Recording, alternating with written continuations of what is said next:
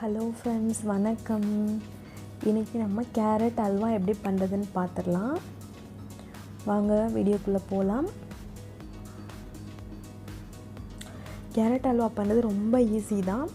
First அதுக்கு என்னென்ன தேவைன்னு பார்த்துடலாம். முந்திரி பருப்பு தேவையான அளவு எடுத்துக்கோங்க. கொஞ்சோண்டு ஏலக்காய் பவுடர் எடுத்துக்கோங்க.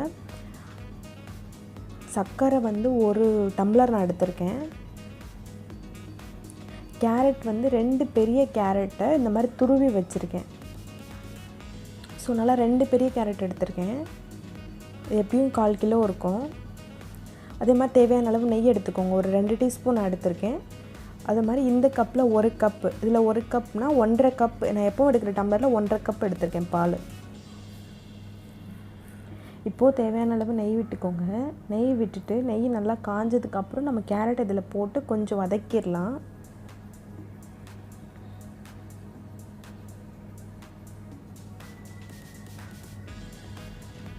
கேரட் இப்போ போட்டாச்சு.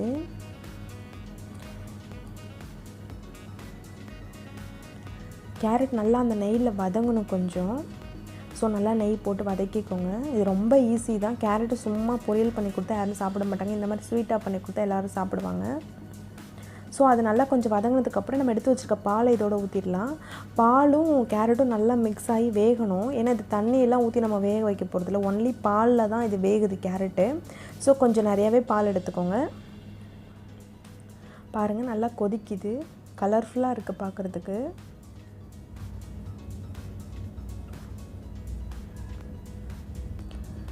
நல்லா கிண்டி விட்டுட்டே இருங்க, அடியில் பிடிக்காத மாதிரி.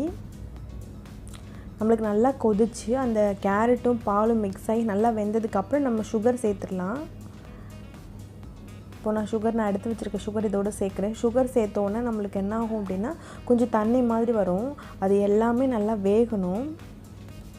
வெந்து அந்த தண்ணியும் வற்றிடும். அது வரைக்கும் நீங்கள் கிளறி விட்டுட்டே இருங்க. பாருங்கள், இப்போ அந்த தண்ணி மாதிரி வந்துடுச்சு, சுகர் கரைஞ்சி நல்லா. இப்போ நம்ம அந்த ஏலக்காய் பவுடர் போட்டுக்கலாம்.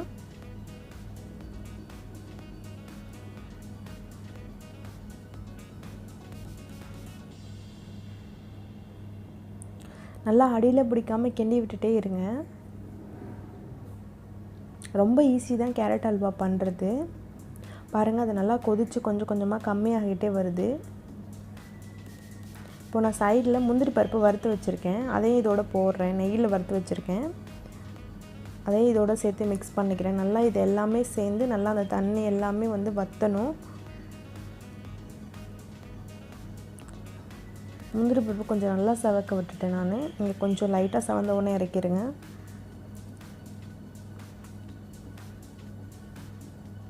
பாருங்கள், எல்லாமே வற்றிடுச்சு. வற்றி இந்த மாதிரி கெட்டியாக வந்துடுச்சு.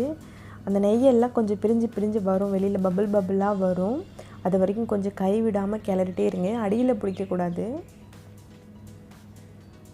இப்போ பாருங்கள், நம்மளுக்கு அல்வா ரெடி ஆகிடுச்சு. அந்த நெய்யெல்லாம் வருது பாருங்கள் வெளியில். ஸோ நம்மளுக்கு அல்வா இப்போது ரெடி.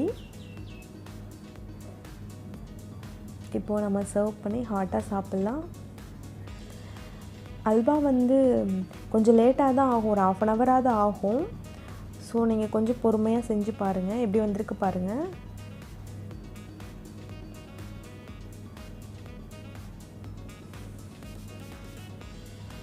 நல்லா கை விடாமல் கிளறது தான் இதில் வெரி இம்பார்ட்டன்ட்.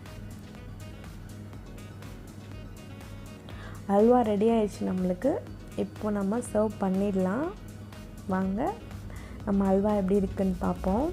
இந்த வீடியோ உங்களுக்கு பிடிச்சிருந்தது அப்படின்னா மறக்காமல் சப்ஸ்கிரைப் பண்ணுங்கள், லைக் பண்ணுங்கள், ஷேர் பண்ணுங்கள், கமெண்ட் பண்ணுங்கள்.